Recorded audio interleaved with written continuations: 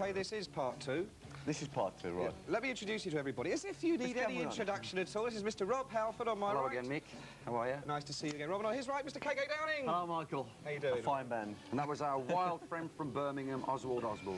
That's right. Has he finished his album yet? He's just mixing it. He's almost finished it, and he's got this new guitarist, you know. Have you heard anything from him? I'm afraid I haven't. No sneak previews yet? Nothing. I would tell you if I had. I'm sure you would, I would yes. tell you if well, I we'll had. all wait with bated breath for the next one from you. We heard a rumour that he was going to do 30 universities and clubs. Just a small rumour. British tour, isn't he? He's going to be active in the UK soon. Look, stop. I don't want to talk about Ozzy Osbourne. Let's talk about us. You just, yes, we will talk about you. Actually, I tell you what, we're not going to talk about you right now. Instead, we're going to show a bit of music, and then we'll do some talking. Sounds good. Sounds all right to me. This is Judas Priest and Johnny B. Good.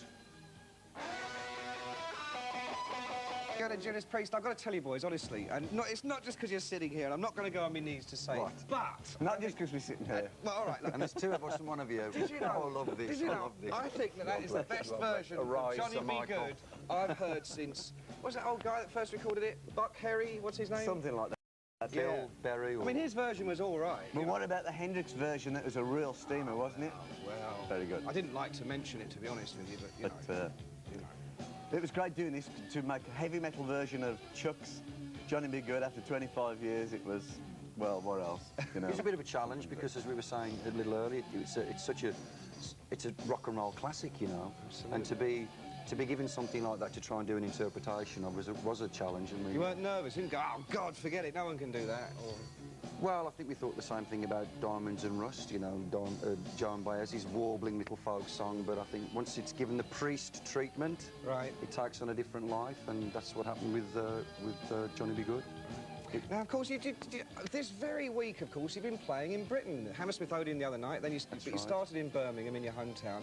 Yeah. And I have to say it, boys, it's the first time in a long time. Yes. What's been keeping you? That's what I want to know.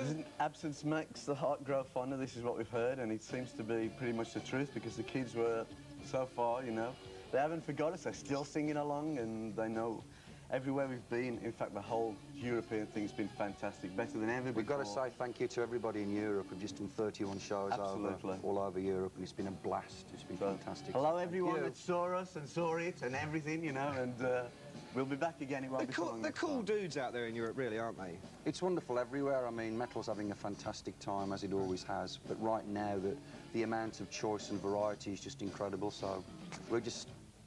taking part in it once again. It's just a blast. Speaking of choice and variety, we've got a bit of unseen before Judas Priest now. This is live. I believe it was done in Dallas, I think, a couple of years ago. Somewhere in Dallas, yes, some Texas fun. This is Judas Priest and Breaking the Law. Yeah, all right, yeah. Electric Eye, innit? Electric Eye, yeah, course. Right.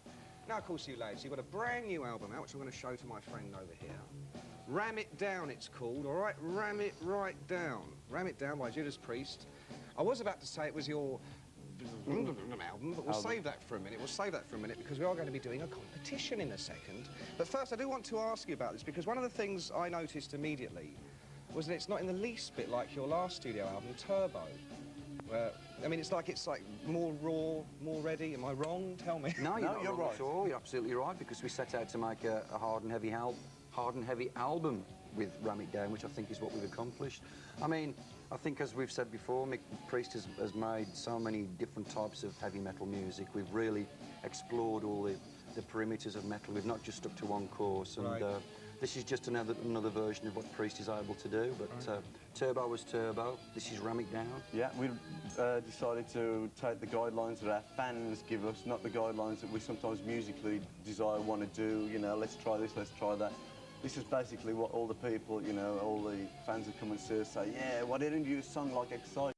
Why don't you do a song like this? Well, did you have a change of heart then after Turbo? Because Turbo was a bit of a departure, and now I notice in your live show you're not actually doing any songs at all from that album, are you? That's right, yes. Well, I mean, that's just a simple indication of the fact that we've realised that, particularly for what we're doing now, that's essentially what people want from us. So we're giving you what you want, and we're enjoying doing it, of course, so that's what it's all about. Well, look, speaking of giving you what you want, check that out again. It's called Ram It Down by Judas Priest, as if you didn't know. We've got 6 of these, which my friends here are going to sign, and we've also got 6 of these, a Judas Priest T-shirt, which I've only just been lucky enough to get one of these. So, I mean, these are pretty hot off the presses there. Anyway, 6 T-shirts to give away, 6 albums to give away. If you answer this incredibly simple question, what is it, boys? Well, everybody knows that we're a new up-and-coming band. Yes, we've only been around for about 3 days.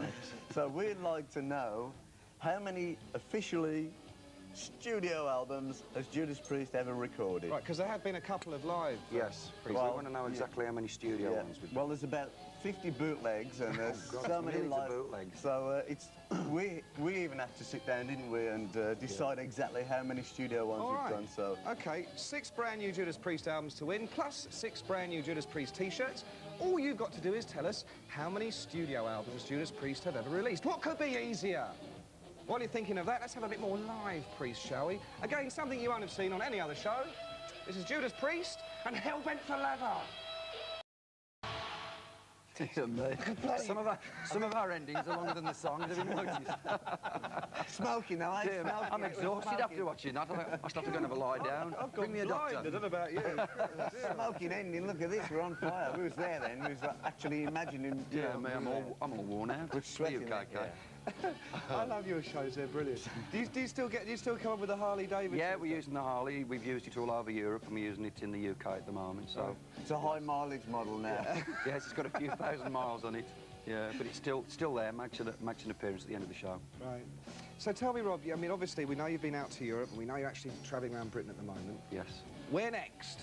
Where next? Well, after we finish these 7 shows that we've got left in the UK, we take a short break and then off to America and Canada once again, and we'll be there probably till around October, November. Right. And then, if you want us, we'll be making another album next year, probably. So, Priest in 1990 is the next one. A new decade, I think. Is there going to be another single from the new album? Because one of the things I've always really liked about Judas Priest is that you're really good at singles. I mean, there's a lot of rock bands are great at albums, but not so good at singles, and I love singles, you know. Well, it was just last night I was talking to the head of CBS Records UK, Muff Winwood, and he was going, we want a single this time. You can't let Atlantic have Johnny B. Good, we want it. He does that to you, Muff, does it? Yeah. Grabs you at the throat.